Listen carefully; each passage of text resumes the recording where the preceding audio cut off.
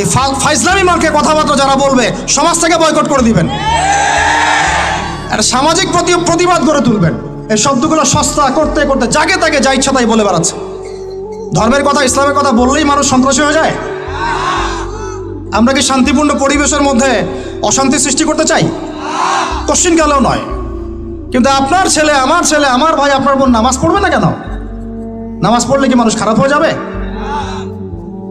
বাংলাদেশে যে শিক্ষা প্রতিষ্ঠানগুলো সবচেয়ে ভালো করে, এই তো আপনাদের এখানে ক্যাডেট কলেজ আছে না, রেজাল্ট ওদের চেয়ে ভালো কেউ করে?